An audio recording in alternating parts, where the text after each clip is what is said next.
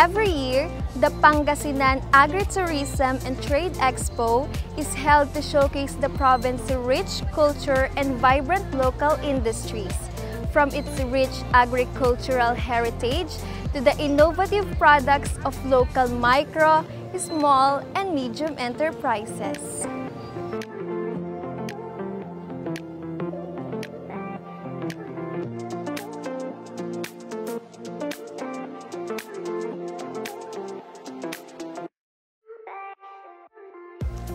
Sa bawat booth, makikita ang mga produktong likha ng bawat bayan sa Pangasinan.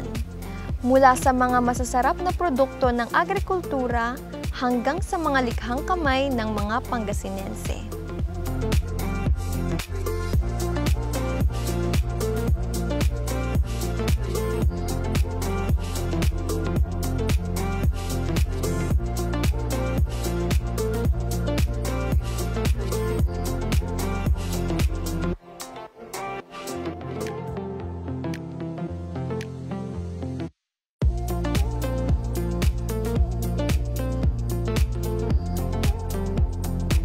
Mula sa mga dried fish na perpekto para sa mga mahihilig sa seafood, hanggang sa paboritong bagoong na kilala sa buong Pilipinas, isang tamis-alat na hindi pwedeng mawala sa bawat lutuing Pangasinense, at mga samut-saring chips na pwedeng ipangpasalubong, mga lokal na produktong makikita sa expo na gawa sa iba't ibang bayan sa lalawigan.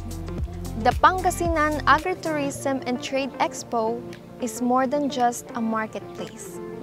It's a celebration of creativity, hard work, and local pride. Isang pagtitipon na nagbubukas ng pintuan para sa mga turista, mamimili, at negosyante na magkakaroon ng pagkakataong matutunan at tangkilikin ang mga lokal na produkto ng bayan sa lalawigan. Ang pag-join ng mga bayan, lalong-lalo na ng LGU Agnos sa 16th Agri-Tourism Trade and Expo sa Pistay Diet or part ng Pistay Diet it's a great way for us to market our culture, our tourism spot, and this is a way to tell everyone na may Agno. Kasi hindi naman masyadong kilala ang aming maliit na town. So this is a great way as a marketing tool for us para ma-promote namin ang Agno. Yes. Eventually, every year na kaming mag-participate sa Magnayon or the Agri-Tourism Trade and Expo. Warm naman yung pagtanggap nila. So every now and then may pumupunta po dito, humihingi po ng details tungkol sa bayan namin at nagpo-purchase po ng mga products namin, which are the fruit wines, bagoong, and tinapa.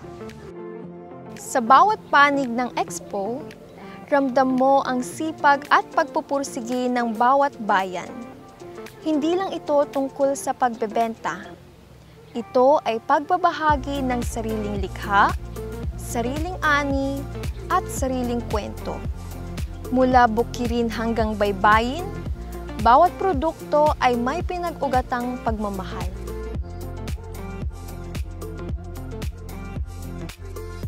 Tampok din ang mga nagagandahang halaman dito sa expo. Tara, check natin!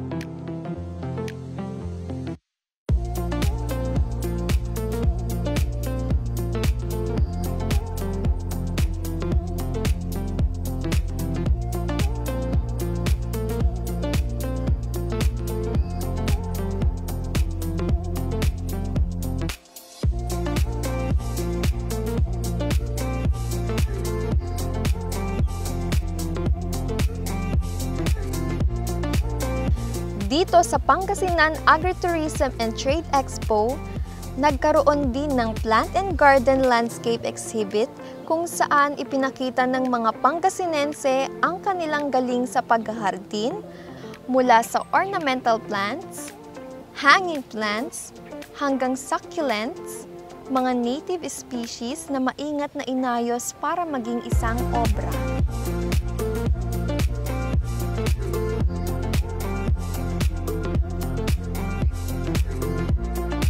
Pero higit pa sa ganda, ang layunin ng exhibit na ito ay ipakita na sa simpleng halaman, may buhay na kayang bigyang kulay ang paligid. Kagaya ng alon na patuloy ang daloy, ganito rin ang hangarin ng mga hardinero at negosyante na magpatuloy, magpayabong, at maghatid ng sigla sa mga kabahayan.